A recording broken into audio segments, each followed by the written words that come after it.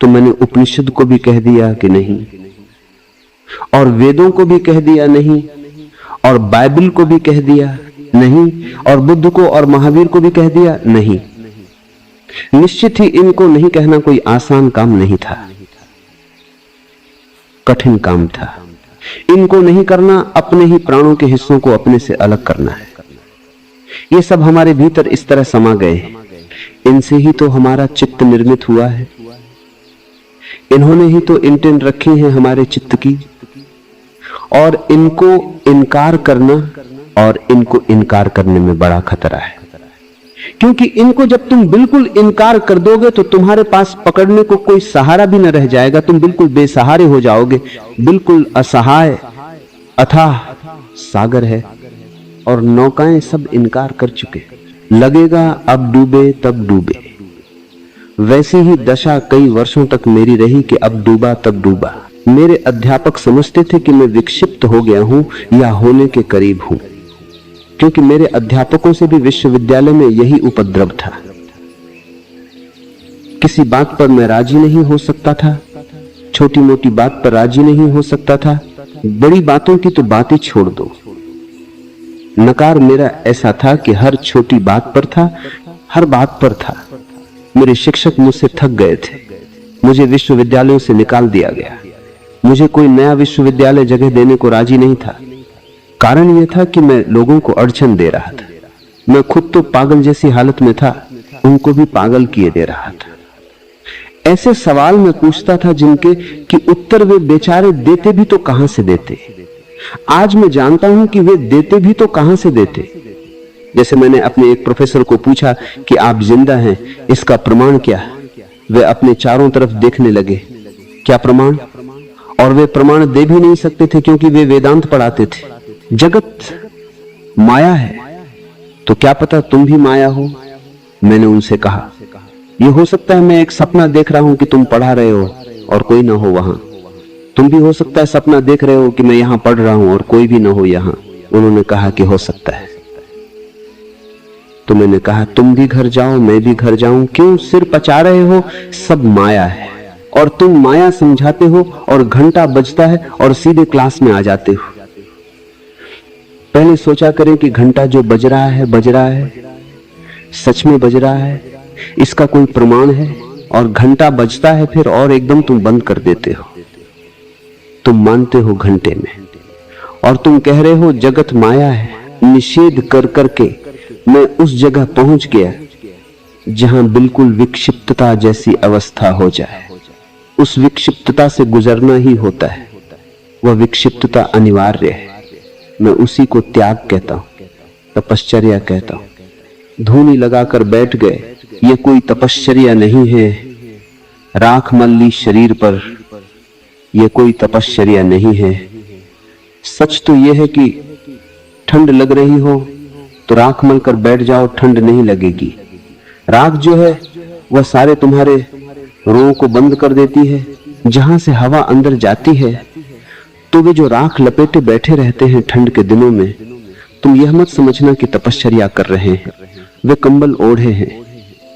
कंबल में से भी हवा चली जाए, राख में से हवा भी नहीं जा सकती, क्योंकि तुम श्वास से ही हवा नहीं लेते हो। तुम्हारा रोआ रोआ हवा ले रहा है, करोड़ों रोए हवा ले रहे हैं। राख से बढ़िया कोई चीज नहीं है। खूब खोजा, जिनके ज्ञान चक्षु खुल गए थे उन्होंने राख लपेट कर बैठ गए। लोगों को लगता है कि आहा कैसा त्याग किया, कपड़े न लगते, महात्यागी। और वे सिर्फ एक साधारण से वैज्ञानिक सिद्धांत का उपयोग कर रहे हैं कि रों को बंद कर दिया। वैज्ञानिक कहते हैं कि अगर तुम्हारी श्वास चलती रहे, नाक खुली रहे और सारे रों को बिल्कुल कोलतार से बंद कर दिया जाए तो तुम 3 घंटे में मर जाओगे। 3 घंटे से ज्यादा जिंदा नहीं रह सकते। इतना जरूरी है श्वास का भीतर जाना सारे अंगों से। तुम्हारा एक एक कुष्ठ शरीर का श्वास चाहता है, ऑक्सीजन चाहता है। कोई कांटों पर लेटा हुआ है, तुम सोचते हो यह तपश्चर्या है, तो तुम जरा एक छोटा सा प्रयोग करना। अपने बच्चे को कहना कि सुई ले ले और मेरी पीठ के पीछे खड़ा हो जा।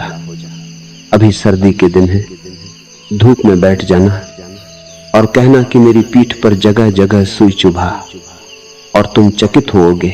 तुम्हारी पीठ पर ऐसे बहुत से स्थान हैं जहां बच्चा सुई चुभाएगा और तुमको पता ही नहीं चलेगा। तुम्हारी पूरी पीठ संवेदनशील नहीं है। कुछ स्थानों पर पता चलेगा, कुछ पर पता ही नहीं चलेगा। जिन जिन स्थानों पर सुई के चुभने का पता ही नहीं चलता, बस उसी ढंग से कांटों की सेज बनाई जाती है।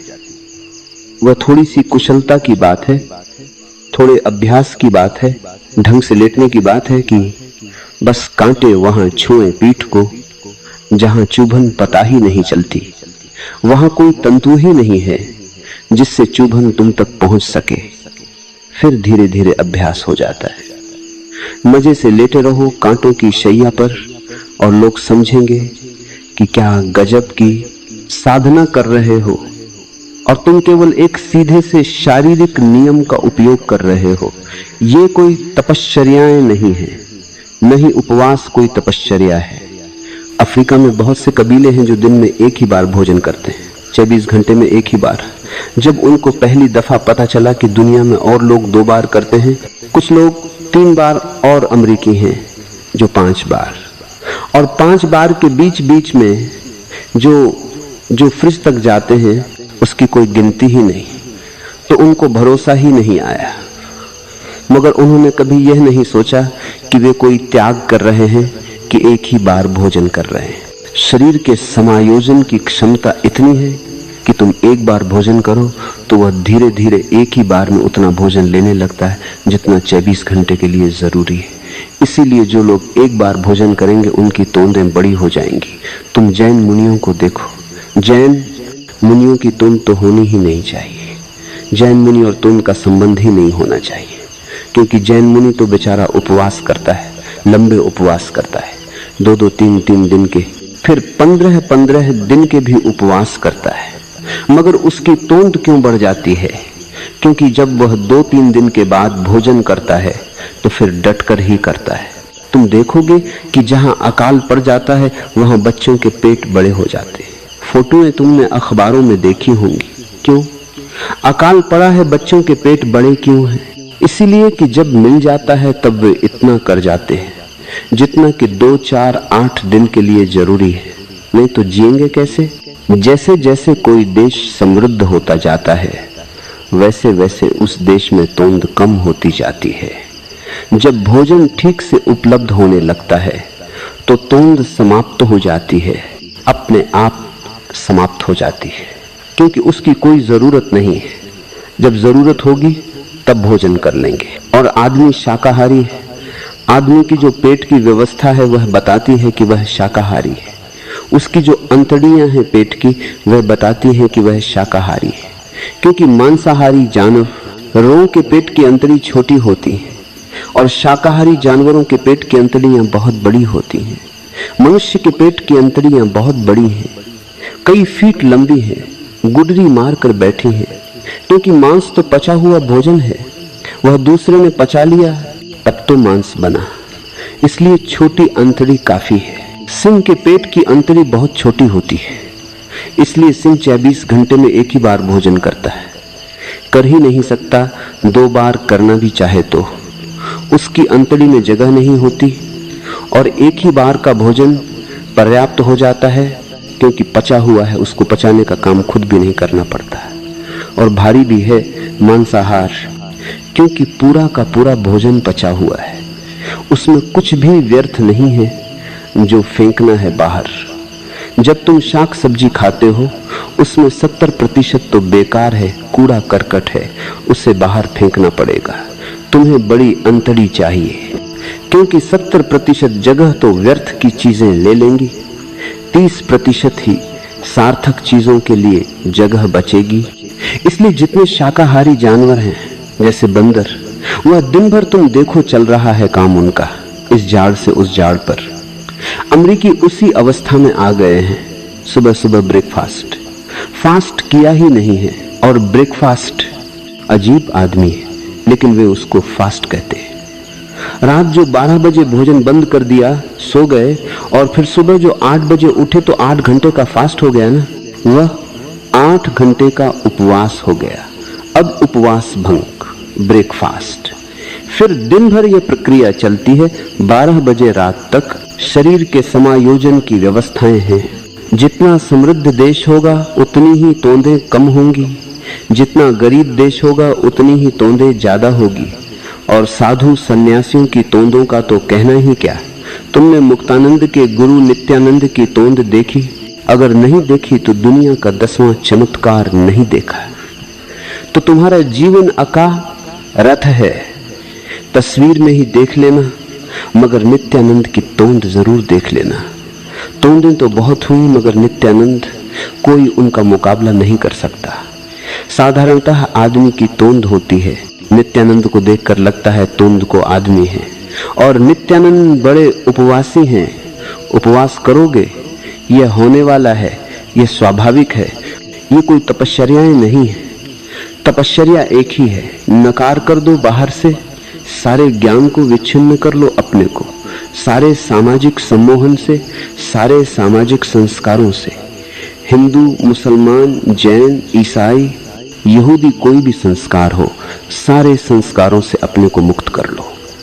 यही तपश्चर्या है। कठिन है, कठोर है, कपड़े उतारने जैसी नहीं है, चमड़ी उघाड़ने जैसी है। और जब तुम सारे संस्कारों से नकार कर दोगे, तब तुम्हारे भीतर एक ऐसा महाशून्य घिरेगा कि तुम घबराओगे कि मौत आई, कि अब मरा, पकड़ने को कुछ भी नहीं रहा, कोई सहारा न रहा। और जब तुम पूरे बेसहारा हो जाते हो तभी परमात्मा का सहारा मिलता है। जब तक तुम खुद ही अपना सहारा पकड़े हुए हो तो तब तक परमात्मा का सहारा नहीं मिलता। कृष्ण के जीवन में एक प्यारी घटना है, कहानी ही होगी मगर बड़ी सत्य के संबंध में सूचक है। वे भोजन करने बैठे हैं, रुक्मिणी थाली पर पंखा झल रही है। बीच भोजन में उठ खड़े हुए और एकदम भागे दरवाजे की तरफ। रुक्मिणी ने कहा, क्या हुआ? हाथ का कौर छोड़ ही दिया है थाली में। उत्तर नहीं दिया रुक्मिणी को, जैसे कि एकदम घर में आग लग जाए, और फिर दरवाजे पर जाकर ठिठक गए। क्षण भर खड़े रहे, फिर वापस लौट आए, वापस थाली पर बैठकर भोजन करने लगे। रुक्मिणी ने पूछा, मेरी कुछ समझ में नहीं आया, इतनी तेजी से भागे जैसे घर में आग लगी हो, जैसे भूकंप आ गया हो, और फिर चुपचाप लौट आए दरवाजे की देहरी से। हुआ क्या? इसका राज क्या है? कृष्ण ने कहा, राज कुछ ज्यादा नहीं, छोटा सा है। मेरा एक भक्त एक रास्ते से गुजर रहा है, लोग उसको पत्थर मार रहे हैं, उसके माथे से लहू की धार बह रही है, मगर वह है कि अपना इकतारा बजाए ही जा रहा है, उसी मस्ती में जिसमें पहले बजा रहा था जब लोग पत्थर नहीं मार रहे थे। खून बह रहा है और इकतारा बज रहा है, और वह मुझे पुकार रहा है। उसकी असहाय अवस्था देखकर मुझे भागना पड़ा, भोजन में पूरा नहीं कर सका। रुक्मिणी ने कहा, फिर दरवाजे से लौट क्यों आए? उन्होंने कहा कि जब तक मैं दरवाजे पर पहुंचा, उसने अपना इकतारा तो एक तरफ फेंक दिया है और पत्थर उठा लिए। उसने कहा कि आ जाओ, अब कौन कौन है, अब बहुत हो गया पुकारते पुकारते कृष्ण कृष्ण, अब मैं ही निपटे लेता हूँ। अब वह खुद ही निपट रहा है, अब मेरी कोई जरूरत न रही। इस कहानी को मैं बहुत अर्थपूर्ण मानता हूँ। तुम जब तक कुछ भी सिद्धांत, कुछ भी विचार, कुछ भी धारणा, कुछ भी शास्त्र पकड़े रहोगे, तब तक परमात्मा की तुम्हें जरूरत ही नहीं। तुम खुद ही काफी समझदार हो, उसकी समझ प्रवेश पा सके इतना स्थान भी तुम में नहीं है। जब तुम अपनी सारी समझ को हटाकर रख दोगे और तुम कहोगे मैं ना कुछ हूँ, शून्य हूँ, मुझे कुछ भी पता नहीं है, नकार वहीं ले आता है जहां अपने अज्ञान का पता चलता है, और ज्ञान बिल्कुल नहीं बचता है। घनी अमावस की रात हो जाती है, गहन अंधकार छा जाता है, लेकिन जितना गहन अंधकार है उतनी ही सुबह करीब है। और जब तुम बिल्कुल बेसहारा हो तब उसका हाथ उतरेगा और तुम्हें सहारा देगा।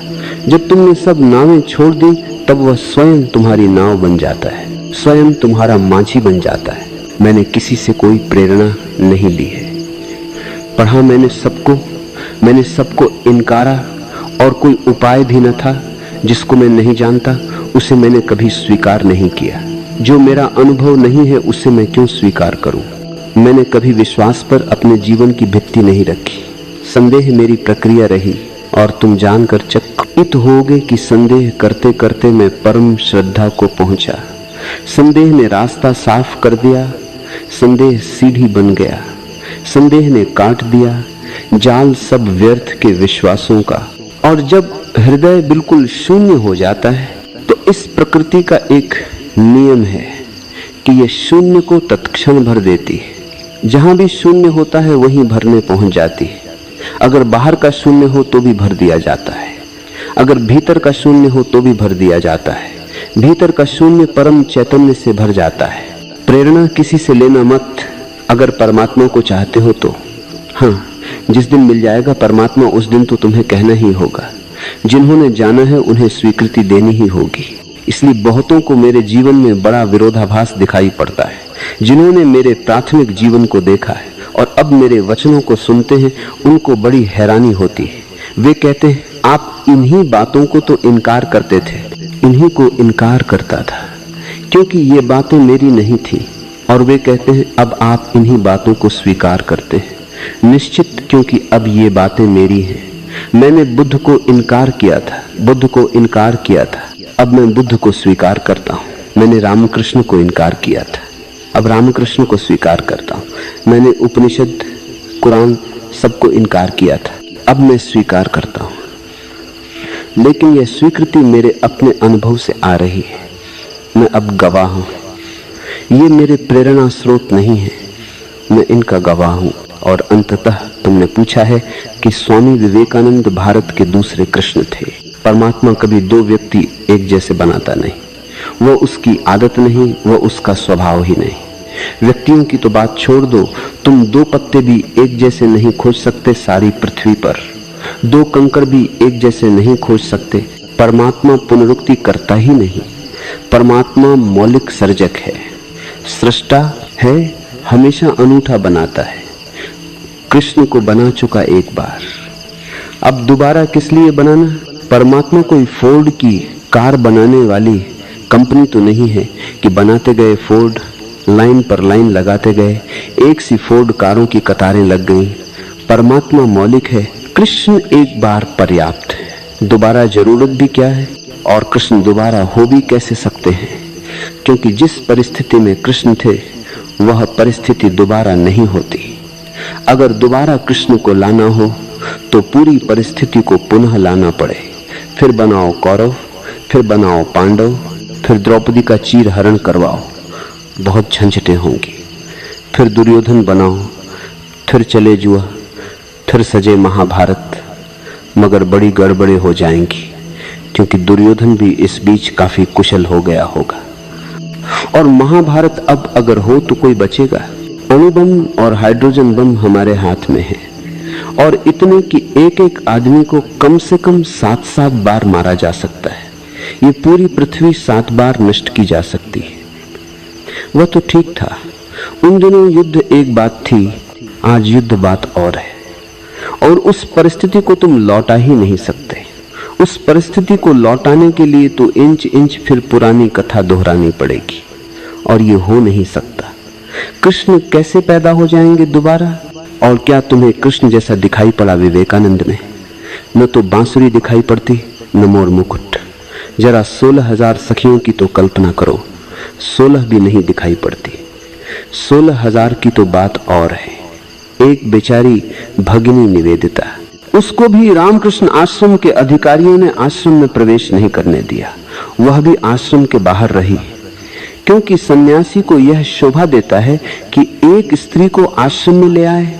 और विवेकानंद जैसा कमजोर आदमी, अरे कम से कम इतना करना था कि जाकर सिस्टर निवेदिता के साथ बाहर ही रहने लगते। वह भी हिम्मत न कर सके। और कृष्ण की 16,000 रानियों में पक्का ख्याल रखना, विवाहित तो एक रुक्मिणी ही थी, बाकी तो दूसरों की विवाहिताएं थीं। जिसकी मिली ले भाग्य। अब यह न चलेगा, जेल खाने में बंद पाए जाएंगे। यह और युग है और परिस्थिति है। किस आधार पर कहते हो कि दूसरे कृष्ण? ऐसा तो कुछ भी नहीं विवेकानंद में जो तुम कृष्ण से तुलना करो। असल में तुलना ही नहीं हो सकती। कहां कृष्ण, कहां विवेकानंद। विवेकानंद की तुलना तो परमहंस रामकृष्ण से भी नहीं हो सकती। उनकी भी चरणों की धूल है। तुम कहते हो उपनिषदों व अन्य भारतीय ग्रंथों के मूर्धन्य विद्वान, यह मैं स्वीकार करूंगा। विद्वान मगर ज्ञाता नहीं। विद्वान निश्चित, भाषा के विद्वान, सिद्धांतों के संबंध में कुशल मगर ज्ञाता नहीं, गवाह नहीं, साक्षी नहीं, व्याख्याकार, टीकाकार। लेकिन ऐसा कुछ विवेकानंद की वाणी में नहीं है जिसको उपनिषद का गौरव दिया जा सके।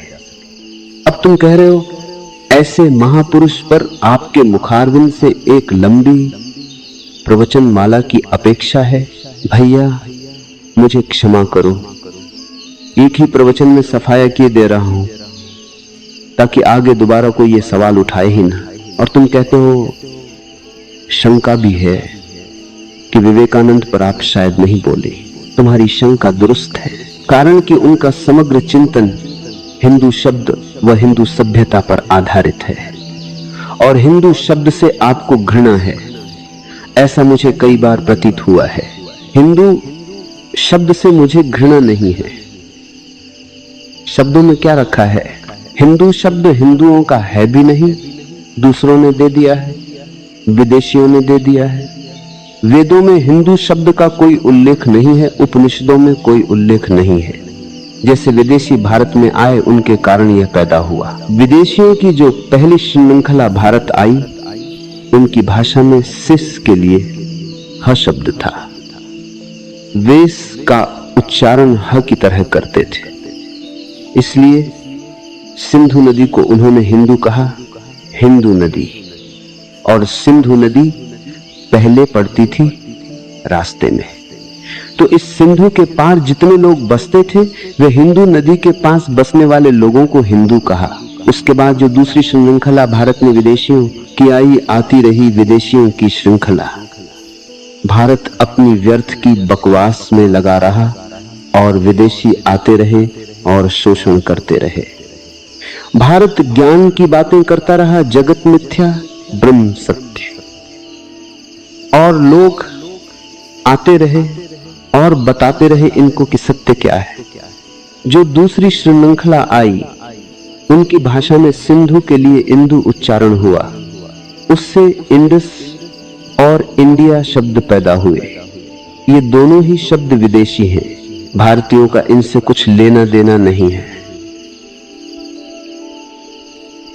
लेकिन फिर इन शब्दों को भारतीयों ने पक लिया, ये उनके प्रतीक बन गए।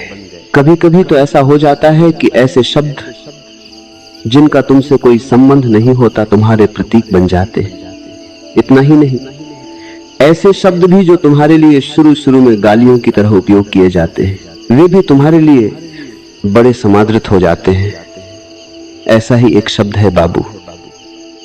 बाबू जगजीवन राम, बाबूजी कहो तो वे एकदम खिल जाते हैं। लेकिन बाबू शब्द गाली है, किसी से भूलकर मत कहना। अंग्रेजों ने शुरू किया क्योंकि बंगाली मछली डटकर खाते हैं, और पहली दफे अंग्रेज बंगालियों के संपर्क में आए। कलकत्ता उनकी पहली राजधानी थी, इसलिए बंगाली बाबू सबसे ज्यादा बाबू है बाकी किसी और बाबू से। जैसे तुम पंजाबी बाबू कहो, जंचता नहीं, जंचता ही नहीं पंजाबी, और बाबू बात जंचती ही नहीं। बंगाली बाबू एकदम तालमेल बैठता है। उसका कारण यह है कि सबसे पहले बंगाली के लिए ही बाबू शब्द का उपयोग हुआ। बंगाली और बाबू न हो, ये हो ही नहीं सकता। अंग्रेज बाबू कहते थे। बाबू का अर्थ होता है बदबू सहित, जिससे बांस आती है। बाबू, वह मछलियां खाओगे तो बदबू आएगी। अब जग्गू भैया को कोई कह देता है बाबूजी, आहा, सोचते हैं बड़ी ऊंची बात कही जा रही है। कहने वाले को भी पता नहीं, सुनने वाले को भी पता नहीं कि गाली दी जा रही है। शब्दों की भी बड़ी यात्राएं होती हैं, लंबी यात्राएं होती हैं। शब्द भी कभी कभी ऊंचा देखते हैं। घूरों पर पड़े शब्द कभी आकाश के तारे बन जाते हैं। कभी आकाश के तारे घूरों पर गिर जाते हैं। बड़े उतार चढ़ाव आते हैं शब्दों के जीवन में भी। शब्दों की यात्राएं भी बड़ी अद्भुत हैं। शब्दों की यात्राओं को कोई गौर से देखे तो बड़ी हैरानी होती है। कभी जो आदृत शब्द होता है अनादृत हो जाता है बाद में। कभी अनादृत था फिर आदृत हो जाता है। समय बदलता है, परिस्थिति बदलती है। भगवान दास आर्य हिंदू शब्द हिंदुओं का तो है ही नहीं, विदेशियों का दिया हुआ शब्द है। तुम पकड़ कर बैठ